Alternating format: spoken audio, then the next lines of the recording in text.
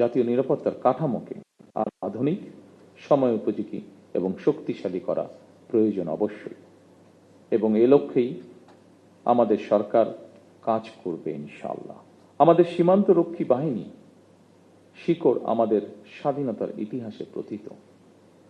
1971 সালের যেদিন চট্টগ্রামের কালুরঘাট বেতার কেন্দ্র থেকে শহীদ রাষ্ট্রপতি জিয়াউর রহমান স্বাধীনতার ঘোষণা দিয়েছিলেন, সেদিন সেনাবাহিনীর সাথে তদানীন্তন ইপিআরের সদস্যবৃন্দ বেতার কেন্দ্রের দায়িত্বে নিয়োজিত এক থেকে গৌরবময় ইতিহাসের সাক্ষী হয়েছেন এবং মহান মুক্তিযুদ্ধের সূচনা লগ্ন থেকে সেনাবাহিনীর সাথে অবিস্মরণীয় অবদান রেখে চলেছেন।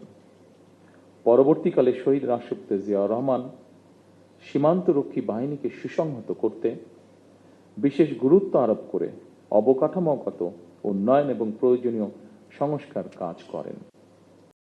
প্রতিদিনের ইফতারে চাই স্বাস্থ্যসম্মত ও মচমচে রুচি মুড়ি। সেনাবাহিনী থেকে যোগ্য ও মেধাবী অফিসারদের পেশনে প্রেরণের সংখ্যা বৃদ্ধি করা হয়। 1978 সালে এই বাহিনীর ইতিহাসে সবচেয়ে বড় ঘটনা হল সামরিক কায়দায় নতুন করে পুনর্গঠিত করা। পূর্বের উইং সমূহকে পরিবর্তন করে ব্যাটালিয়নে রূপান্তর করা হয়। দুটি নতুন ব্যাটালিয়ন সংযোজন করে বাহিনীর সংগঠনকেও পরিবর্ধিত করা হয়।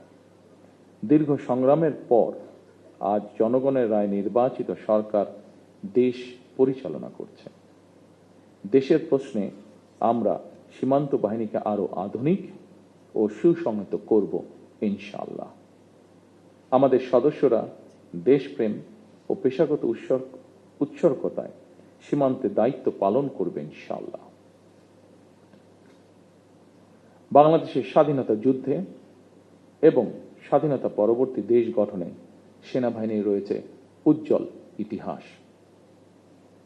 সেনাবাহিনী আমাদের সার্বভৌমত্বের প্রতীক। আমি মনে করি পিলখানার এই মর্মান্তিক ঘটনা ছিল আমাদের সার্বভৌমত্বকে নস্যাৎ করার একটি অপপ্রয়াস। পিলখানার ঘটনার পরিক্রমায় আমাদের জাতীয় নিরাপত্তার কাঠামোর দুর্বলতা ফুটে উঠেছে। তাই বহির্বিশ্বের সাথে তাল মিলিয়ে আমাদের জাতীয়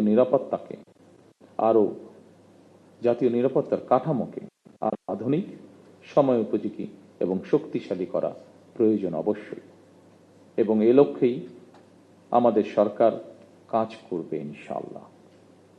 একই সাথে শহীদ পরিবারের সদস্যদের কল্যাণে তাদের সন্তানদের শিক্ষা, চিকিৎসা ও পুনর্বাসনের জন্য দীর্ঘমেয়াদী সুরক্ষা ব্যবস্থা গড়ে তোলার প্রতিশ্রুতি আমরা এরই মধ্যে ব্যক্ত করেছি। মাহে রমজান আমাদের সংযম এবং আত্মশুদ্ধির শিক্ষা দেয়। মহান আল্লাহর দরবারে প্রার্থনা করি তিনি যেন শহীদদের আত্মাকে শান্তিতে রাখেন, তাদের পরিবারকে ধৈর্য ও শক্তি দান করেন এবং আমাদের রাষ্ট্র প্রতিষ্ঠান সমূহকে ন্যায়, শৃঙ্খলা ও দায়িত্ববোধের পথে পরিচালিত করেন। পরিশেষে আজকের এই অনুষ্ঠানটি আয়োজন করার জন্য যারা অক্লান্ত পরিশ্রম করেছেন, এই অনুষ্ঠানটিকে সুন্দরভাবে উপস্থাপন করেছেন, তাদের সকলকে আমি আমার পক্ষ থেকে আন্তরিকভাবে ধন্যবাদ জানাই। আল্লাহ আমাদের দেশকে হেফাজত করুন। আল্লাহ হাফেজ। বাংলাদেশ জিন্দাবাদ।